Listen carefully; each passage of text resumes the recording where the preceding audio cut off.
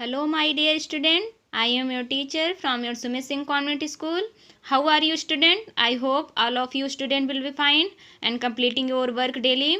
So, my dear student, today I will teach you GK. So, this is your GK book. The book name is Knowledge Power, and this is for class 4. So, my dear student, let's start. So, the first chapter name is A Nature Walk. और nature walk, nature means होता है प्रकृति। प्रकृति में आपका क्या आते हैं, ये आप जो पेड़ पौधे, फल और फल फूल ये सब देखते हैं, नदी पहाड़, ये सब आपके क्या होते हैं, नेचर। अ नेचर वॉक, प्रकृति की सैर। चलिए यहाँ पर आपको कुछ प्रकृति की सैर करवाया जा रहा है, कुछ प्रकृति के बारे में आपको बताया जा रहा है। तो चलिए उसको पढ़ते हैं। पहला है आपका पेंगुइन। पेंगुइन, ये जैसा कि आप पेंगुइन का चित्र देख रहे हो, तो चलिए हम पेंगुइन के बारे में अब पढ़ते हैं। A sea bird is found in the Antarctic. ये एक समुद्री पक्षी है जो अंटार्कटिका में पाया जाता है। यहाँ भारत में नहीं पाया जाता है, अंटार्कटिका में पाया जाता है। इट कैन नॉट फ्लाई, या उड़ नहीं सकता, but usage its wings for swimming, परंतु यह अपने पंखों का उपयोग जो है तैरने के लिए करता है। फॉर स्विमिंग, तैरने के लिए करता है। It walks on its 2 tiny legs, यह अपने 2 छोटे पैरों पर चलता है। इसके पास 2 छोटे पैर होते हैं, उन्हीं पैरों से ये चलता है। और ये भारत में नहीं पाया जाता, ये अंटार्कटिका में पाया जाता है। सो माय डियर स्टूडेंट, इनके पास पंख होता है, पर ये जो है पंख को उड़ते नहीं हैं। पंख का यूज़ जो है ये स्विमिंग के लिए करते हैं। तो the second is insect. Insect मतलब होता है कीड़ा मकोड़ा। तो चलिए हमको कुछ इंसेक्ट्स के बारे में पढ़ेंगे यहाँ पर। All insects have 6 legs. सभी कीड़े मकोड़े के पास कितने पैर होते हैं, 6 पैर होते हैं। लेग माने क्या होता है, पैर। 6 पैर होते हैं। एंड 2 एंटिनी, और इनके पास 2 मूछें होती हैं। कीड़ों की जो मूछें होती हैं उनको एंटिनी बोला जाता है। इनके पास 2 मूछें होती हैं।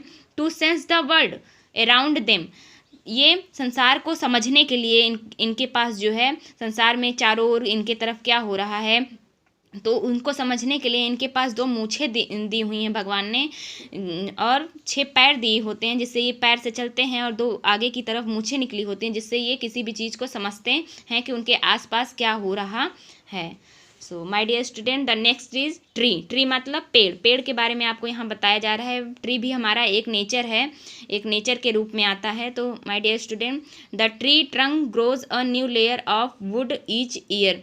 ट्री ट्रंक, ट्रंक माने ट्री का जो तना होता है, ग्रोज मतलब बढ़ता है, a new layer of wood, एक नई परत के रूप में, ऑफ वुड लकड़ी की एक नई परत के रूप में ट्री का जो ट्रंक होता है वो बढ़ता है। ईच ईयर, प्रत्येक साल जो है इसका एक तना, एक लकड़ी का तना जो है वो बढ़ता है एक डाली के रूप में।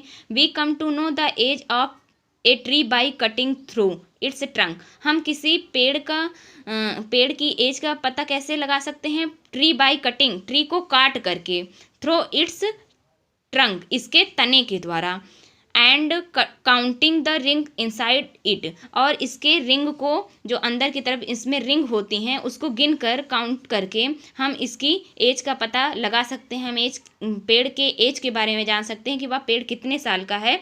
उसको हम काट करके उसके अंदर की तरफ रिंग होते हैं, जब उस रिंग को हम काउंट करेंगे तो उस पेड़ के एज के बारे में हमें पता चलेगा। So my dear student, the next is bird.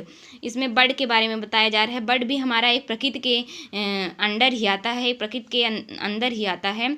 तो my dear student, birds bones are hollow and filled with air. Bird की बोन्स जो होती हैं, हड्डियां जो होती हैं वो खोखली होती हैं, हॉलो खोखली होती हैं, एंड फिल्ड विथ एयर, और हवा भरी होती है, हवा उसमें भरी होती है।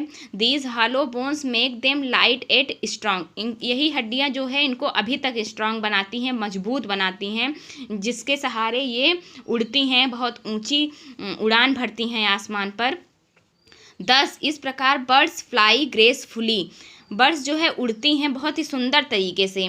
इनके पास ये जो पंख हैं और ये खोखली हड्डियां हैं, इन्हीं के द्वारा ये आसमान पर बहुत अच्छी तरीके से उड़ती हैं, बहुत सुंदर तरीके से उड़ती हैं।